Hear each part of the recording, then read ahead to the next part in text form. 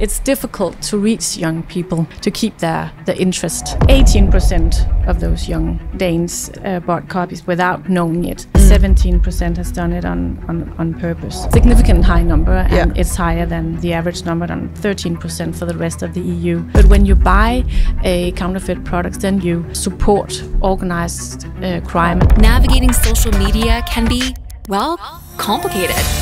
Welcome to the Social Media Sucks podcast from Cupco. Social media really sucks. Where we unpack the latest trends and help remove the suck from social media. Welcome back to the Social Media Sucks podcast by Cupco. If you ever experienced the fear of missing out when it comes to social media or marketing trend, then this is definitely the right place for you. We help you level up your marketing and business skills by covering the latest news within social media and through our inspiring guests. But before we start, if you're not already subscribed to our YouTube channel or the podcast, please do it now, because it really helps us get all this amazing inspiration and education out there for more marketers and business people just like yourself. So let's I love that. Get into today's episode. Great. We have with us today Tine Heide Thomsen, who is the CMO at the Danish Patent and Trademark Office. Very official. And then, of course, our beloved CEO, Chris Carbonas. What's up, people? What's up? I'm always here. I'm like the furniture. I never go away. It's a stable piece. We like yes, it. Yes, we like coming back to it. I'm glad. We're going to switch it up. I think next time we should have evergreen content right here. Yeah. Ever old content. Yes, that's me. Okay. Hi. But thank you so much for joining us, Tine. Please tell us. Well, thank you for having me. Of course. Please tell us a little bit more about yourself and mostly your career. How did you get to where you are today? Yeah, well, I'm 48 years old. I have two kids, a son who's 16 and a daughter who's 12.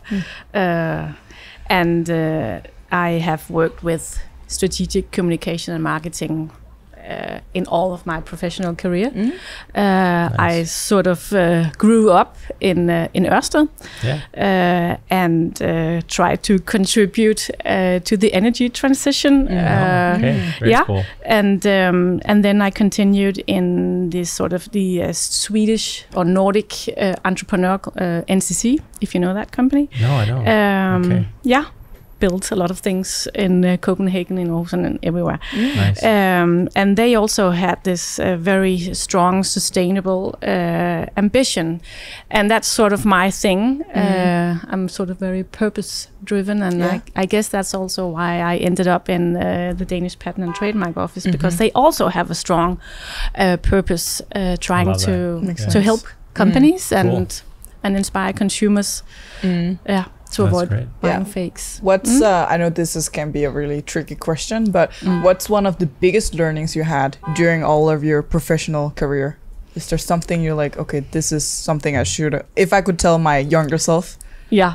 Well, first of all, I think you should really work hard to be good at what you do. And then another thing is that the thing that I've learned through the years I've been working with the field is that the great results, you can hardly do them by yourself.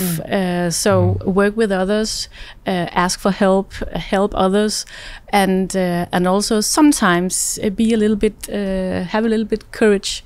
I love that. Okay. Yeah, I love that. Yeah.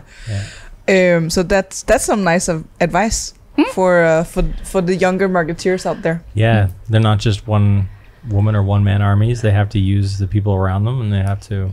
Yeah. Also, I think courage is a good one as well. I think that in all marketing, if you don't have some courage to try things out and to be, maybe different than your competitors or different than the way everyone else is going, I think then you just be the same, and that's not marketing. That's something else, right? So I love that tip. It's a good tip. Yeah.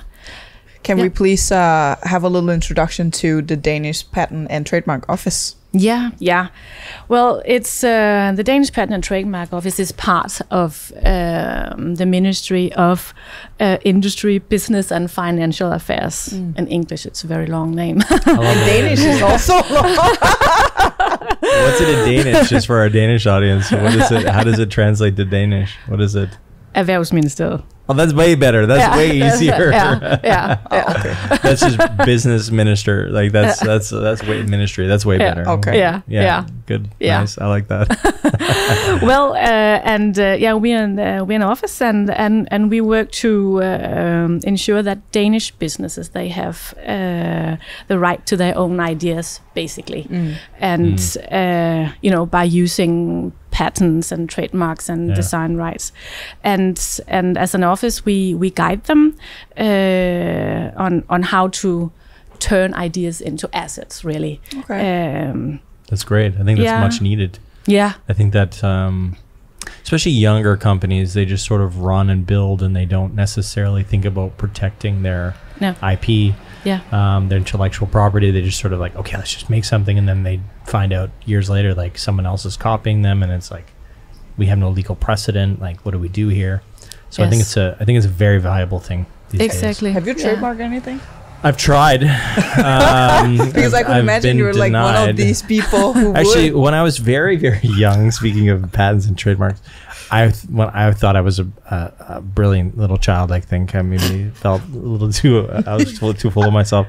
I thought I came up with like a really unique idea. I was like looking at a golf ball and I was understanding the physics of a golf ball is that the dimples on a golf ball help it travel faster and farther. Less wind resistance. That's what the dimples do. I thought, what if we did that to helmets? So, because you see most bicycle helmets or motorcycle helmets are flat, right? Yeah. So I thought, what if we did a dimpled surface on a helmet? Would that help it travel through the wind faster? Okay. So I sent it to a helmet company and said, hey, I've got this idea. And they said, they obviously knew that I was a 10-year-old child. And they're like, hey, thanks for the thing. Here's the patent already out on that. So they sent me the patent documents and they said, great idea. It's already, been patented. So keep up the good work and thinking like this. Oh, okay. So that was my first, actually that was my very first entrance into, you can patent an idea. I had no idea that this was a thing. Yeah. That's very cute. Didn't know that about you. That's I did a lot of weird things when I was a kid. I did a lot of stuff like this. I also wrote to Steven Spielberg once with a script idea, and I did weird stuff. I did really weird things as a child. Genius little one. Yeah, they also sent back a letter saying like, thanks kid for the idea, but we can't legally take this idea because and then they sent, actually I got a signature from Spielberg. So, wow. Yeah, so he signed a picture of him with ET. Yeah. But it's exactly. Yeah. No, they never did it. So clearly there was they can't for legal purposes do it. Okay. So sorry, that was an off track there. My childhood. Yeah. But so I've tried to patent something. Okay. Yeah. Who's your audience? Yeah, we have a very, very broad audience. We of course have Danish businesses, which means everything from the young entrepreneur, the small company, to listed leading companies in Denmark. So and everything in between. Yeah. Then we have the consumers, because one of the other thing that we do is that we try to fight counterfeit products and piracy. So protecting IP as well. Yeah, trying to really to decrease the demand for counterfeiting products and also inspiring consumers to avoid buying fakes. Yeah. So of course consumers is also one of our audiences, and then really the stakeholders in all of the innovative ecosystem. Okay. So it's really broad. Yeah, it's really everyone. Broad. It's the product. Do you guys, when a lawyer comes to you with, hey, this organization would like to maybe patent this, we've done a patent search, looks like it's available, then you guys go into, is this an actual patentable idea? Yeah. Can we actually offer this patent? Yes. Okay. Yeah. Okay. Cool. But we do more than that. I mean, we like to think of ourselves sort of as the first place that you take contact, and then we can guide you. What are the possibilities? Yeah. What's the difference between a patent and trademark? People get a lot easily confused about that, which is fair enough. And then we have to send them into, for instance, to agencies and IPR, private IPR advisors to help them get their paperwork in order, get their their and then application. we get the application, and then we process it, and then afterwards we can also guide companies, how to make the most of their rights. Right. Because a right is really what can be the difference between an idea and a flourishing business. Okay. Yeah. Okay. Cool. Interesting. Yeah. So you've been with the office for 4 years. 4 years. Yeah. Can you see the transition it has gone through?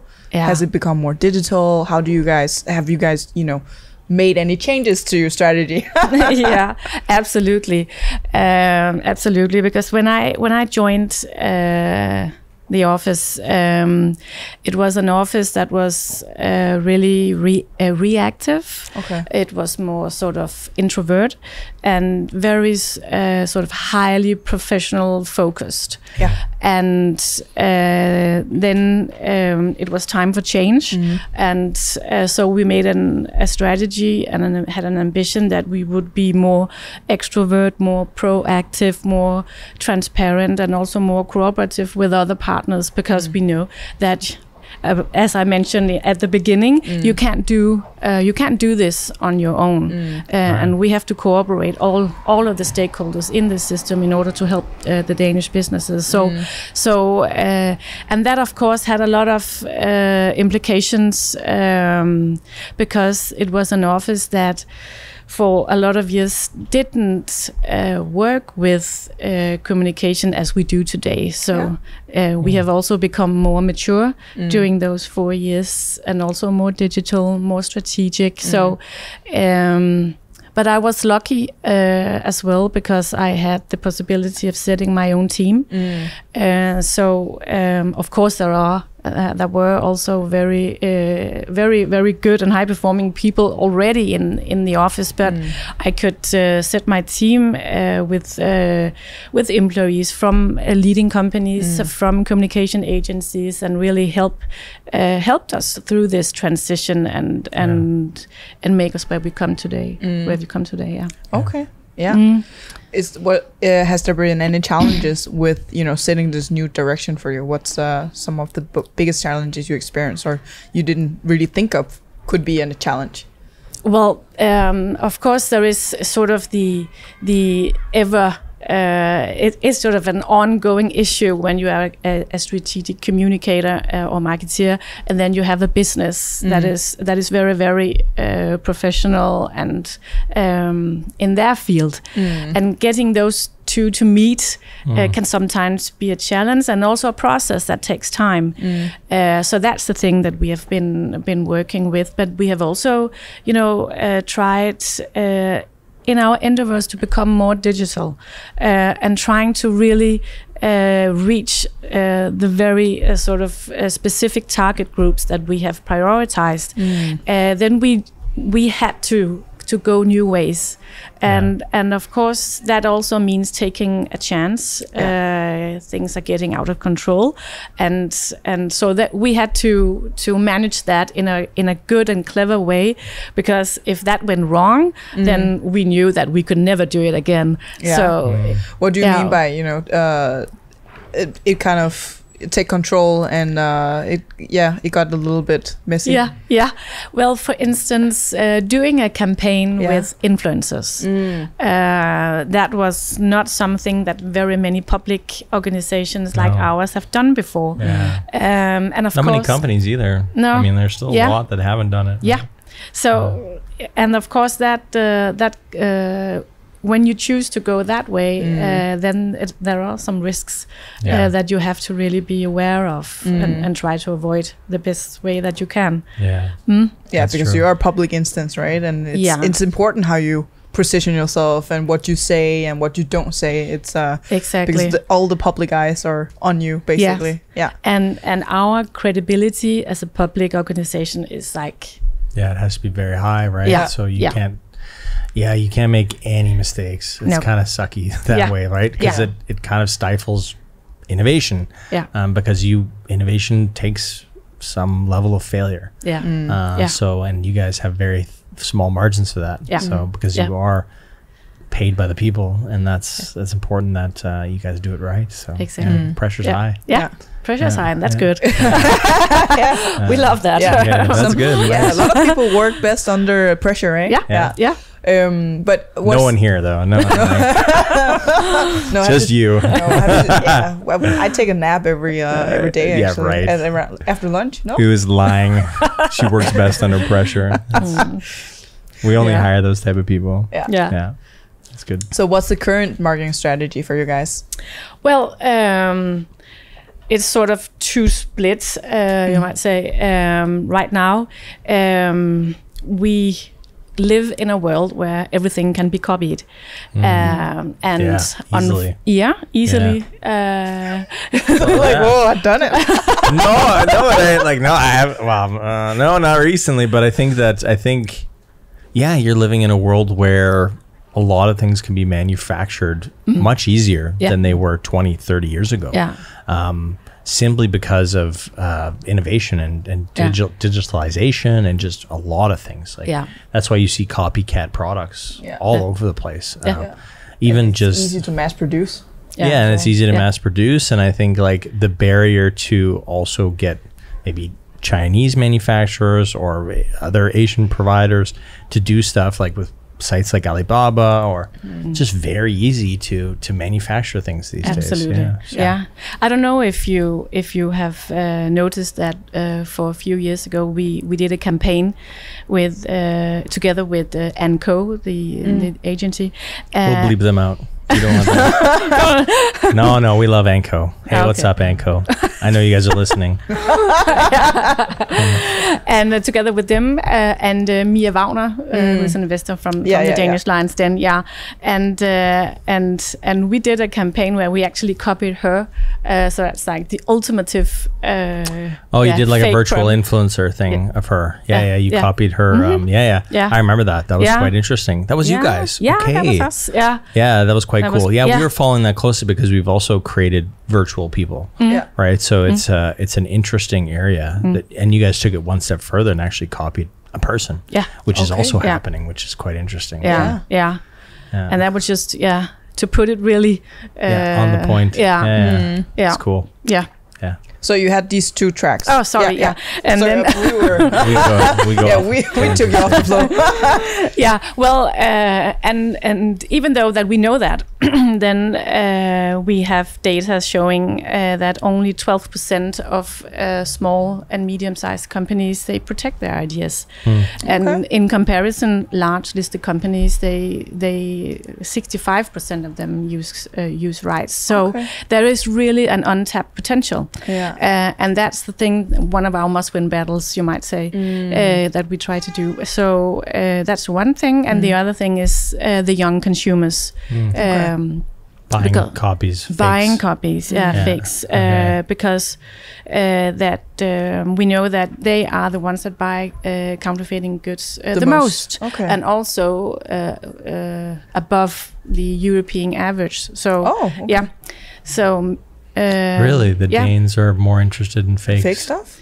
They buy fakes anyway. I mean, I think it was, That's weird because you think that when I think of counterfeit goods, I think of it like you want the cachet or the image of that brand, but you don't want to pay for that brand. So, and that's weird. That's almost anti what I think about as Danish society. I think like in my mind, I think Danish society is less about putting on a facade, and it's more about like, well, Yandelaw, which is, don't think you're better than anybody else. But that's interesting. Maybe maybe the culture is changing. Maybe the culture is going towards, I want to have Prada. Or maybe they don't know. I don't know if there's any data on covering that. Yes, there is. They don't know that it's fake. They know. A large group is they know and do it on purpose, and another large group they don't know, and it is easy to get cheated and to see the difference between I've been the cheated two. on a fake.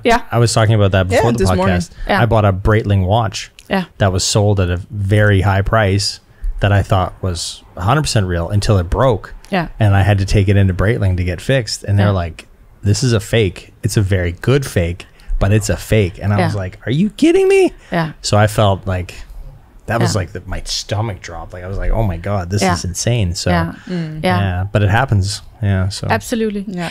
I have some numbers on it if you want me Yeah, to I would say love to hear that. Yeah. I just need to find it. Cool. Interesting. But you were perfectly happy, right? Like before you knew it was fake, you were like, yeah, this is a real one. I was. It was Everything. such a nice watch too. Like it was banging. It was a really nice watch. Yeah. And it wasn't until the face broke, the glass on the face broke, Yeah. that and I was like, this has got it, because it was sold as like a sapphire also face, so like it's supposed to be really tough. I mean, most real watches are. So I was like, it must have been a manufacturing defect. So I went back in, well, not back in, I went into Breitling, and they were like, Yeah. this is not our watch, this is a counterfeit. And I Yeah. was like, holy Yeah. shit. Yeah. They're getting that good. They are really Yeah, getting they're good, and getting that's very also good. one of the reasons why it can be very, very difficult to see the difference. Yeah. Even the box, like everything that it came in, like Yeah. everything looked Yeah. legit. Like, Yeah. and so, but Yeah. so strange. Yeah. Strange Yeah. experience. Yeah. But you had some numbers. Yeah. I just wanted to say that, you know, it's And the large group of consumers who yeah, as a young people between the age of 18 and 24, 18% of those young Danes has bought copies without knowing it, and 17% has done it on purpose. Okay, so So that's that an is- even split, kind yeah. of. Yeah. But it's a significant high number, and Yeah. it's higher than the average number, on 13% for the rest of the EU. Okay. So yeah. Yeah. So And and I guess, for us, I mean, it's difficult to reach young people as a target group, and it's difficult, you know, to keep their interest. So that's a thing that we have been working with. Yeah. Yeah. I think, I know you have a question about this, but I think, can you talk about how you've done that? Because as I see it, you've been more purpose-driven communications towards reaching the young people. So as I saw it, and maybe you can explain that campaign to us, because that's maybe a good segue into reaching those younger people. Yeah. Because honestly, we talked about it this morning. Like, do young people really care about, you know, this topic at all? And then, you know, how do you get them to care? Yeah. Well, we have some reports and a lot of insights on this target groups that we use, and we know that young people they have very little knowledge on what follows when you buy a counterfeit product, because as you can see, it's as we just talked about, that they can look very much alike, but when you buy a counterfeit product, then you most likely or you can often risk to support organized crime as well, for instance. But there are a lot of reasons why you should avoid buying fakes, and that knowledge does young people not have. So what we had as an ambition was that we would, of course, try to reach them, but also give them this knowledge and inspire them to buy real products instead, and also give them you know, very few but good advice on how to do it. We have 6 good advice on that, and that was something we said we need to go about this in another way. So we reach out to Robert Boysen and Like-Minded and work with them. Also beep them out. No, we also like them too. They're nice people. No, I was friends working there. That's fine. It's okay. We understand. We're not the only game in town. Yeah. It's okay. Keep going. Yeah. Great. Yeah. So and that was the ambition, and then we would like, for us as an authority, we need to of course reach the target group, but we also need to give them information. That's the thing that we have to do. So it cannot just be a cool thing and not it really has to be Educational. yeah As well, and not only awareness. Yes, exactly. We also had, we would like to have a campaign that could last outside of the traditional campaign period, because we have very few resources and we have to think and work smart. So that was the thing. And then they came up with this campaign concept that young people, when they go shopping on Instagram, then they usually use this tag function, and we tapped into that behavior. So when you tap on a blouse that you like on Instagram, on Instagram, then instead of it states a brand name, then it states, for instance, financing illegal weapon, and when you click on that tag, then you would get led into a second account within Instagram. With information on weapon, on money laundering, on child labor, human trafficking. It's a very smart, all of the smart campaign. So they would stay on the Instagram platform, and I think that was really good thinking, because we of course have a website called I Choose Real, but it's not a website that is really targeted young people alone. So we were afraid that they would bounce out very quickly. So if they had to be led into a secondary site, that's not only young people behavior, just in general people behavior. So just to recap, so you guys had to reach a younger target audience. You wanted them to know that if they're buying counterfeit items, it's usually going to support illegal weapons, human trafficking, a lot of ugly shit, basically. So in order to do that, you guys launched a campaign on Instagram that used influencers, and then instead of those shopping tags on the person's clothing going to like buy an item, it was actually going to an Instagram page where people would learn information about when they buy counterfeit, this is what they're supporting. And also getting 6 tips on what to do, how to reduce what to look for when you shop. That's helpful. That's super nice. So it makes it actionable as well, right? So that's awesome. Can you leave the 6 tips for Chris, just for future reference? I can do that, of course. I haven't bought anything fake since the Breitling, I guess. That you know of. I mean, that's true, but I think that I'm not using DBA as much. that probably helps. DBA is like eBay in Denmark for those of you internationally. That helps. I think we were also talking, our creative director of meals also thinks he's accidentally bought counterfeit stuff simply through more of these eBay, DBA type platforms, right? Because that's where it's used typically. It's like you feel like, okay, that's the reason why it's a lower price, but the actuality is that it's if it's too good to be true, it probably is too good to be true. You have done your homework. Is that one of the tips? I don't know. Nice. Probably the ground rule sort of. Number one, if it's too good of a deal, it's probably is. Okay. I'm just smart like that. What do you think made the campaign so successful? Well, it definitely made a success, a difference. Because it won prizes. It won prizes. So I assume it's, in broader terms, kind of successful. Yeah, I assume too. Well, for us, it was a really big thing to use influencers because there are. It may be a surprise to you guys, but not many young people join our platforms. So we really need to get help from others, and the influencers was definitely the way to do it. That was a way to do it, and also getting it made the campaign more authentic, I think, and also created conversations. We can see that. I mean, and then the consumers, the young people, they started to discuss with themselves on the different on Instagram what was the advantages of buying real products instead of fakes, and why some of them couldn't see that, and so that was a good thing. So the engagement rate went really high.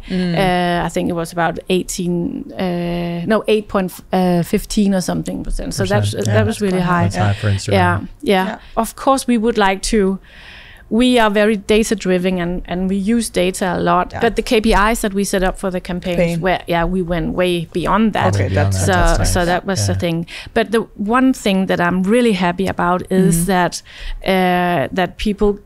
It's sort of the greater good. I mean that when you avoid the counterfeit products, you really do a good thing for yourself because also the world, and you also do a good thing for our Danish businesses, and society as a whole, because it has so so many implications that are not good. And I don't think that that's an agenda that many people are not aware of. So that's the thing. You don't think about, okay, I bought these Ray bonds or Ray Prados, or if I bought, like, you don't think of that as actually contributing to, human trafficking. Like, you just don't take those in. But I think that's important that society knows those things. And then you can make a more conscious decision towards not doing those things. And we've seen that across all fashion, right? I mean, there's a huge movement towards less fast fashion, like more purposeful buying. So that's really nice. Great campaign. Is there any areas you would improve after this campaign? As we have been talking a lot about how we should do this forwardly. I mean, we have few resources, so how to spend them wisely. And right now we do one large campaign to this target group and a few minor during a year. But we have been talking about, the influencer thing, trying to get a more closer relationship with some of them, having them as ambassadors throughout the year. So it's not. Sometimes we can feel that we pop up one time a year with this large campaign, and we would love to spread that out. And so always it's be relevant and continued.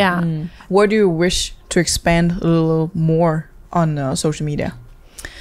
Well, we can. Instagram, as I mentioned, has a really a good potential for us, not only when we talk about consumers, but also when we talk about Danish businesses. Okay.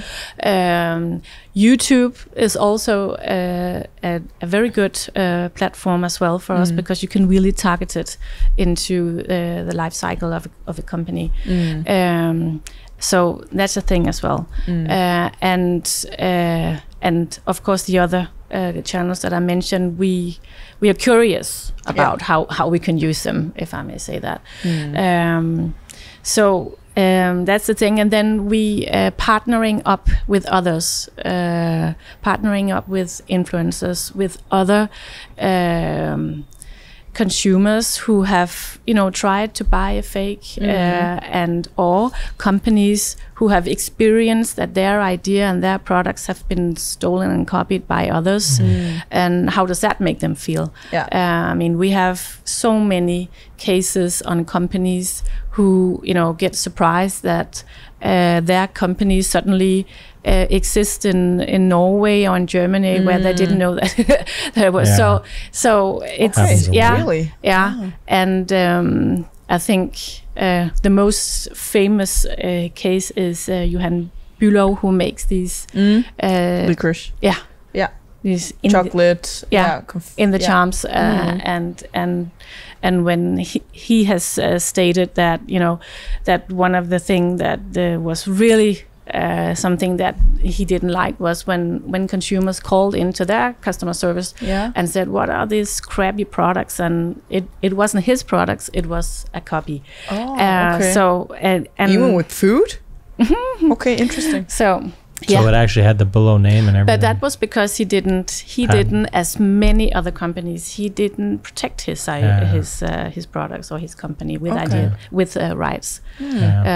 So it happens a lot, right? I think it's like I said, I think a lot of companies, just especially young companies, they just don't do it. They just go, we're running so fast, we've got a great product, and Yeah. Also, you don't. I mean, legal Yeah. costs a lot. Like Yeah. law firms cost a lot. So Yeah. if you need them to Yeah. come in and help you organize your patents and all that kind of stuff, it can be. It's getting better. It's actually much cheaper. Like, Yeah. you know, Well- we were trying to patent something, maybe not trademark something, maybe a couple months ago. Yeah. It was pretty cheap to like get the Yes. applications done and do Yeah. everything. There is Yeah. a big difference The between expensive a patent. part is just is just And trademark. defending it. You know, making sure that you're checking to see if anybody trying to file a patent is, you know, you're also defending against it. But usually people that are copying stuff are not filing a patent. They're just copying it and just, so you really have to know that they exist. Yeah, exactly. Yeah. Right. So you have to Okay. be sort of like keeping an eye on what your inventions are and making sure that nobody's doing it. And then if they are, you're sending out legal cease and desist and just following that process. Right. So Yeah. it's it can be quite extensive for young companies to get that going. But I think you're 100% right. Like it's massively valuable. Yes, It I think should be considered more. You can have the perspective that it may cost some money, but you can afford to not doing it. Yeah, it's protection. Yeah, and we know that the companies, especially small companies, that they find it too expensive, too complicated, not valuable. Yeah. But on the other hand, they think it's very valuable for others, but not themselves. Yeah, that's how it is. Yeah, Oh, okay. yeah. But So you need more stories like this, like the you'll. I mean, Yeah. the Bullo one is, I think, very relevant. I think almost. It's, I mean, that product has a very special place in most Danes' hearts in some ways, because it is a heroic story in some cases of a product that just goes and is good and is like very well liked by almost every. Yeah. Very local Yeah. and it's Very like Danish, very like so. Yeah. Like that story alone is a good one that touches the hearts of entrepreneurs and also regular people. Yeah. Yes. Yes. So Well, I have a lot of Yeah. of cases on that. For instance, if you live in Copenhagen or come to Copenhagen, then you may have met the Go Boat. Yeah. Yeah, and they have also told us that that suddenly that there was a Go Boat company in Germany. Yeah. And that's not theirs. No. Really. Yeah, okay. Someone came to Copenhagen, saw Yeah. the idea, and said, "Oh, I'm going to do this in my Yeah. local market." yeah, And then just take everything. They take the name. They take because yeah. they think. But they in can. fact did. They had. They fought it. Protected their That's company. great. Okay. So what they did was just send a letter to the people, and sometimes that can be enough. Yeah. You know, sometimes people don't know. Sometimes they just stop after that. So it doesn't have to be that expensive, and I think that's an important point to make as well. Yeah. That's a good one. Yeah. Yeah. And when we talk about trademarks, as you mentioned, it isn't that much money. No. It's really. at least it was like a couple $100 in the U.S. I imagine it's probably the same here in Denmark. It's a couple thousand krona to get it done, and like. And then you have it for 10 years. Yeah, so So. Okay, so you have to renew it every 10 years. okay. Yeah. like So- a passport. I mean, yeah, okay. Yeah. But how so we both talked about the B2B side and also the B2C side. Yeah. Do you there's so many different kind of angles and directions you can go. How do you kind of cater to that in your communication strategy? Yeah. That's very interesting. I know you have the two different tracks, but there's a lot of nuances in that Yeah, alone. absolutely. So we have this matrix. Okay. That's sort of, I mean, what we really would like to do when we do produce our content is to make the content relevant, something that the specific company can get inspired and identify with. Yeah. So if you have a company that produce technical products, then we target, content concerning patents, for instance. When you have more, trading clothing or whatever companies, then trademark would be more relevant, and the same goes with design. And then you have the different sizes of the company, because there is a huge difference in being Novo Nordisk or Pandora, whatever, and then a small newly started companies. That's a long journey to start and to end up there. So it's different communication. Yeah, so that makes there is a lot of content opportunities and a lot of target groups to reach. But we have a a dead sharp content plan to reach out to these different groups. It's good you started with your audience. I think that's a tip for many brands and organizations dealing with a wide range of audiences. Yeah, you just got to start with that. Like, who are the audiences? Map it out, and then figure out what is your content for each of those audiences, and how do you map it out? How do you put it together? A lot of companies are just sort of like, blah, like everything for everybody, and that's probably not going to work. No, that's what our data show. And sometimes it's also that that it's a trial and error, and then we use data, afterwards to reflect on, did it work? Why didn't it work? Perhaps, and then we have to adjust. So data is definitely something that we use, but we are going to use even more. Because that's really helpful in our content production. Cool. Awesome. I think that's it. We're ready to wrap up. That's great. Yeah. So here we have it. Challenges, opportunities within marketing in the public sector with Tine Heide Thomsen, the CMO at the Danish Patent and Trademark Office. Excellent. Thank you guys for listening, and tune in for the next one. Thank you. Bye. Cheers. This has been the Social Media Sucks Podcast.